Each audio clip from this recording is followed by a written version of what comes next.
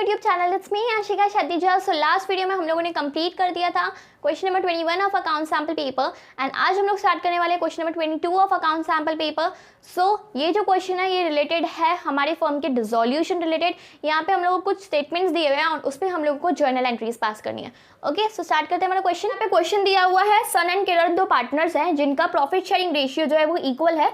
They decided to dissolve their firm, assets and liabilities already हम लोगों ने realisation account में ट्रांसफर कर दिया है और यहाँ पे हम लोग को जर्नल एंट्रीज पास करनी है। Okay, so first journal entry में हम लोगों को क्या बोला है, all partners are agreed that the process of realisation at the time of dissolution will be accomplished by Sun, for which he will be paid 10,000 along with the amount of expense which amounted to 2% of the total value realized from the assets on dissolution। यहाँ पे सन और किरण दो partners हैं और उन लोगों ने ऐसा बोला है कि हमारा पूरा डिसोल्यूशन प्रोसेस जो है वो कौन करेगा, सन करेगा और उसको डिसोल्यूशन प्रोसेस करने के लिए 10,000 तो दिए ही जाएंगे, साथ ही साथ उसने जितने भी एसेट्स की रियलाइज्ड वैल्यू आएगी, इन शॉर्ट कि उसने जितने भी एसेट्स को बेचा होगा, जितनी वैल्यू पे बेचा होगा, ठीक है, उसका उसको 2% मिलेगा।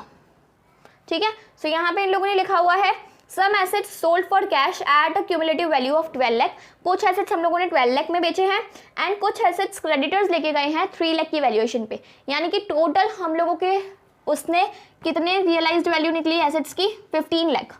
ठीक है, क्या बोला गया था कि सन एक पार्टनर है, उसको डिसोल्यूशन प्रोसेस करना है।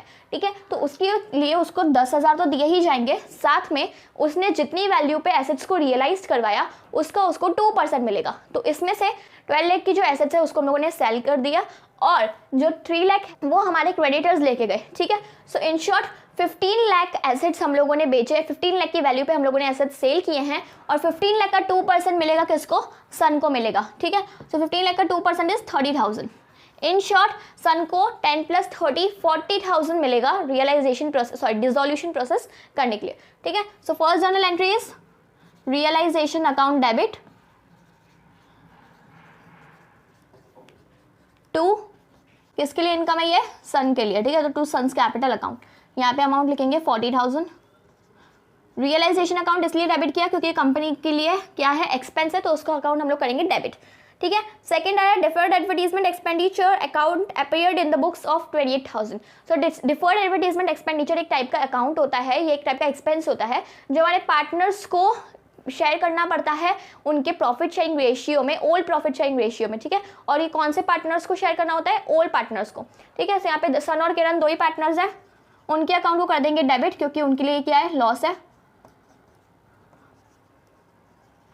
Kiran's capital account debit to deferred advertisement suspense account, 28,000 का अमाउंट है, प्रॉफिट शेयरिंग रेशियो इक्वल है, सो 14,000 दोनों को डिस्ट्रीब्यूट होगा।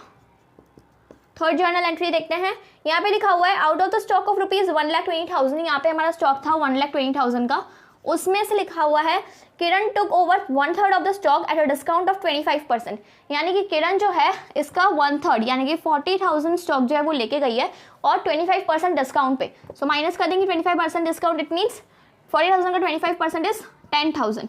इन शॉर्ट वो 30,000 के एसेट्स लेके गई है।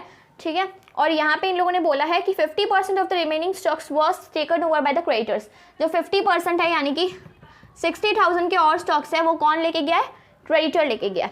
And some assets were realised at a stock at a realised value of 25,000, यानी कि कुछ एसेट्स को हम लोगों ने रियलाइज किया है कैश के थ्रू 25,000।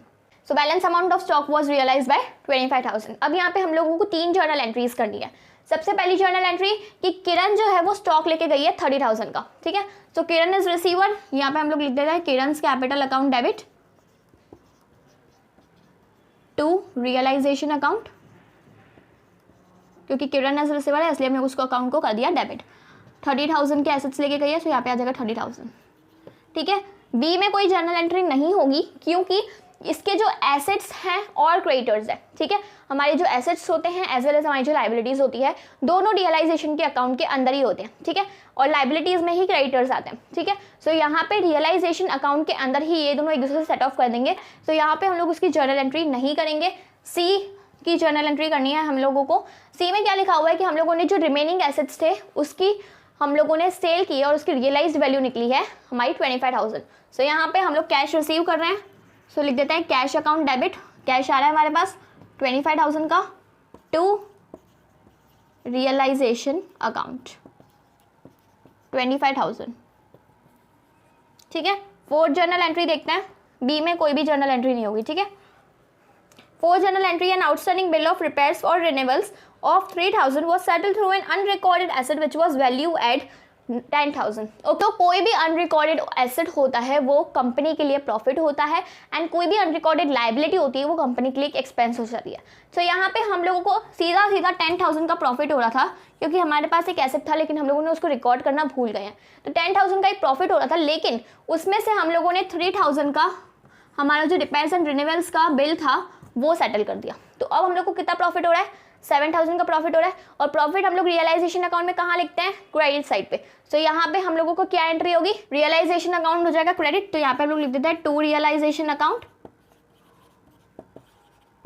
डेबिट में हम लोगों को बोला है कि हम लोग जो भी बैलेंस बचता है वो हम लोगों को सेटल करना है कैश के थ्रू, इसलिए यहाँ पे हम लोग लिख देते हैं कैश अकाउंट डेबिट, ठीक है। अमाउंट आएगा 7,000, क्योंकि सीधा 10,000 का प्रॉफिट हो रहा था, लेकिन हम लोगों ने उसमें से 3,000 के हमारे आउटस्टैंडिंग बिल को सेटल किया।